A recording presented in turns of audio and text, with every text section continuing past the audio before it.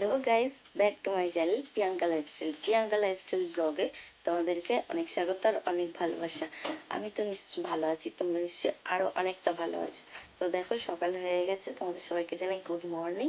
আর দেখো আজকে ঘুমাচ্ছে,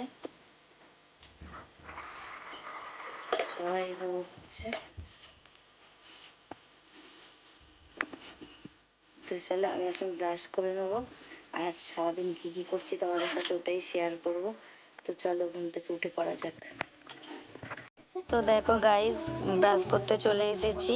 ব্রাশ করে আমি তো সাথে একটু পরিচর্যা করছি। দেখো ফুল গাছের তো কত রকমের ফুল ফুটেছে, দেখো এখনো পদ্ম ফুল পাওয়া যাচ্ছে। আর এই দেখো গোলাপ ফুটেছে কত বড় বড়।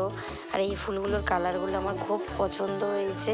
দেখো 3-4 রকমের ফুল আছে। এইটা হচ্ছে হলুদ গোলাপ। আর দেখো আমার মায়ের সকাল সকাল সব কাঁচা হয়ে গেছে। আর দেখো কি সুন্দর সুন্দর সাদা সাদা ফুল ফুটেছে।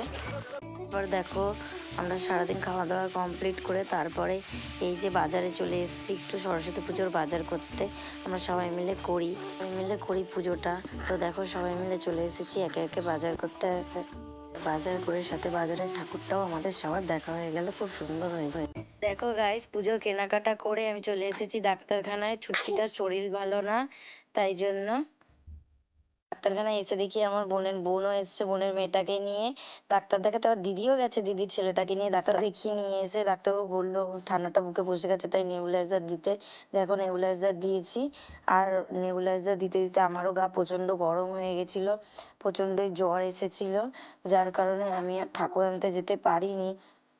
আমার প্রচণ্ডই মন খারাপ ছিল যে আমারও শরীর ভালো না, ওরও শরীরটা ভালো না। রাত 12টার সময় যখন ওরা ঠাকুর নিয়ে আসলো, দেখো আমি ঠাকুর দেখতে গেছিলাম। আর